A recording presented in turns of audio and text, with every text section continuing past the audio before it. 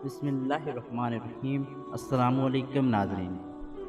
حضرت ابن عباس رضی اللہ تعالیٰ عنہ سے مروی ہے کہ انہوں نے فرمایا، نوح علیہ السلام کے ساتھ کشتی میں 80 آدمی اور ان کے گھر والے سوار تھے، اور کشتی میں 150 دن ٹھہرے، اور اللہ تعالیٰ نے کشتی مکہ کی جانب متوجہ کر دی تو وہ 40 دن بیت اللہ شریف کے گرد چکر لگاتی رہی۔ پھر اللہ نے اس کو جودی پہاڑ کی طرف موڑ دیا تو وہ وہاں ٹھہر گئی، اور نوح علیہ السلام نے کوے کو بھیجا کہ وہ زمین کے متعلق خبر لائے۔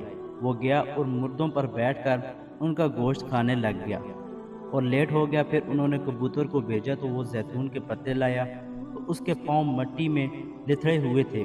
تو نوح علیہ السلام سمجھ کے کہ پانی خشک ہو گیا ہے تو وہ جودی پہاڑ سے نیچے اترے اور وہاں ایک بستی آباد کی جس کا نام سمانین رکھا۔ ایک دن وہ صبح اٹھے تو وہ 80 آدمی 80 زبانیں بول رہے تھے۔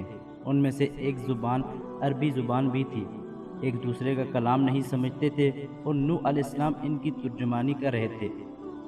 حضرت قتادہ رضی اللہ تعالیٰ عنہ فرماتے ہیں کہ نوح علیہ السلام ماہ رجب کی 10 تاریخ کو کشتی پر سوار ہوئے اور 150 دن چلتے رہے، اور ایک مہینہ جودی پہاڑ پر رہے، اور محرم کی 10 تاریخ کو کشتی سے اترے۔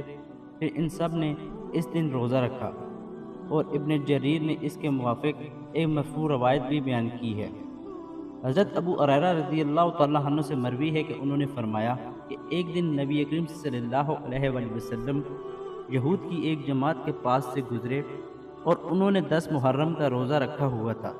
آپ نے فرمایا، یہ کیسا روزہ ہے؟ یہودیوں نے جواب دیا کہ یہ وہ دن ہے جس میں اللہ تعالیٰ نے موسیٰ علیہ السلام اور بنی اسرائیل کو دریا سے نجات دی اور فرعون کو غرق کیا، اور یہی وہ دن ہے کہ جس میں نوح علیہ السلام کی کشتی جودی پہاڑ پر ٹھہری۔ اس لیے حضرت نوح علیہ السلام اور حضرت موسیٰ علیہ السلام نے شکرانے کے طور پر روزہ رکھا۔ تو نبی علیہ السلام نے فرمایا کہ میں تم سے موسیٰ کا زیادہ قریبی ہوں، اور اس دن کے روزے کا زیادہ حقدار ہوں۔ اور آپ نے اپنے ساتھیوں کو کہا کہ جس شخص نے بغیر کھائے پیے صبح کی ہے وہ اپنا روزہ مکمل کرے، اور جس نے اپنی بیوی سے مباشرت کی ہے تو وہ اپنا باقی ماندہ دن بھی اسی طرح مکمل کرے۔ اور صحیح بخاری میں اس روایت کا ایک اور سند سے شاہد بھی ہے، اور اس میں نوح علیہ السلام کا ذکر بھی ہے۔ اور بعض جاہل لوگوں کا کہنا ہے کہ کشتی میں جو کچھ لوگوں کے پاس تھا وہ انہوں نے کھا لیا، اور ان کے پاس گندم کے دانے تھے، انہوں نے اسے پیسا اور نظر تیز کرنے کے لیے سرما لگایا، کیونکہ کشتی میں اندھیرا ہونے کی وجہ سے ان کی نظر کمزور ہو چکی تھی۔ یہ سب بیہودہ باتیں ہیں جو اسرائیلیات سے لی گئی ہیں۔ محمد بن اسحاق فرماتے ہیں کہ جب اللہ نے طوفان کو ختم کرنا چاہا تو اس نے روح زمین پر ہوا چھوڑ دی، جس سے پانی رک گیا، اور زمین کے چشمے ابلنا بند ہو گئے، اور پانی کم ہونا شروع ہو گیا، یہاں تک کہ بالکل خشک ہو گیا۔ اہل کتاب کے خیال کے مطابق کشتی کے 7ویں مہینے رجب کی 17 تاریخ کو جودی پہاڑ پر رکی، اور 10ویں ماہ کی پہلی تاریخ کو پہاڑوں کی چوٹیاں نظر آنے لگی۔ جب 40 دن مزید گزر گئے تو نوح علیہ السلام نے کشتی کا روشن دان کھولا جو اس میں پہلے ہی سے بنا دیا گیا تھا، اور کوے کو بھیجا کہ پانی کے متعلق خبر لائے،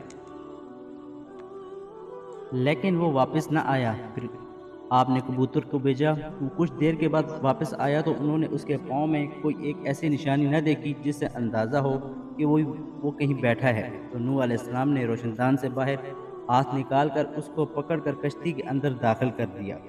پھر 7 دن کے بعد دوبارہ پانی کے متعلق معلومات کرنے کے لیے اس کو بھیجا تو وہ لوٹ کر نہ آیا۔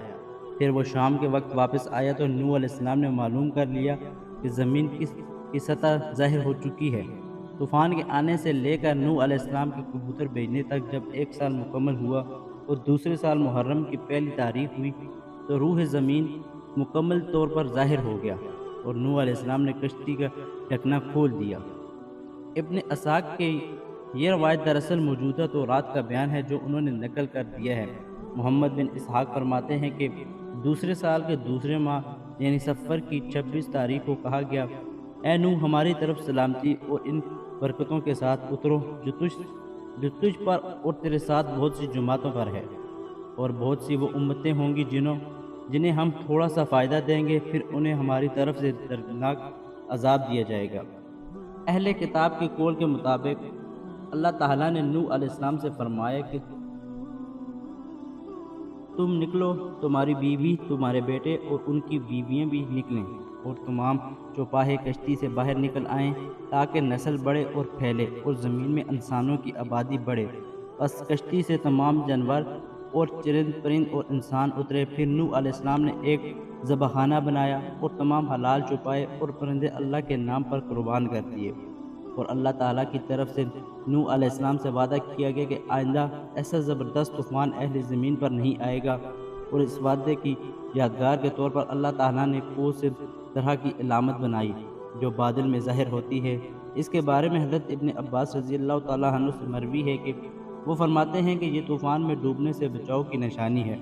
بعض لوگ یہ بھی کہتے ہیں کہ یہ طعنت کے بغیر کمان ہے، گویا اللہ کی طرف سے ایسے طوفان کا تیر کمان سے نہیں چلایا جائے گا۔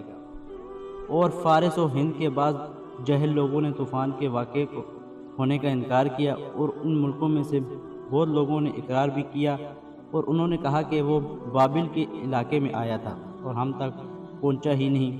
اس کی دلیل یہ دیتے ہیں کہ ہم ان علاقوں میں کیوں مرس یعنی آدم علیہ السلام کے وقت سے لے کر بادشاہ بنے چلے آئے ہیں۔ ملحد و آتش پرست شیطان کے پیروکاروں کی بات ہے کہ یہ کفر صحیح جالت اور اہام پرستی اور محسوس و مشاہد چیز کا انکار کرتا ہے، اور زمین و آسمان کے رب کی تکذیب کرتا ہے، کیونکہ آسمانی مذاہب کو نقل کرنے والوں کا اس پر اتفاق ہے، اور ہر دور میں اس کو لوگوں نے تواتر کے ساتھ نقل کیا ہے، اور اس پر بھی اتفاق ہے کہ یہ سیلاب روح زمین کے تمام علاقوں میں آیا تھا، جس کی وجہ سے روح زمین پر کوئی کافر زندہ نہ بچ سکا، کیونکہ اللہ تعالیٰ نے اپنے معصوم نبی کی دعا قبول فرمائی، اور اللہ کا پہلے سے بھی یہ فیصلہ تھا۔ ناظرین، اسی امید کے ساتھ کہ آپ کو ہماری ویڈیو اچھی لگی ہوگی۔ اگر آپ ہماری ویڈیو پسند آئی تو ہمارے چینل کو سبسکرائب کرنا مت بھولیے۔ ملتے ہیں ایک نئی تحقیقی اور معلوماتی ویڈیو کے ساتھ۔ خدا ہم سب کا حامی و ناصر ہو۔ خدا حافظ۔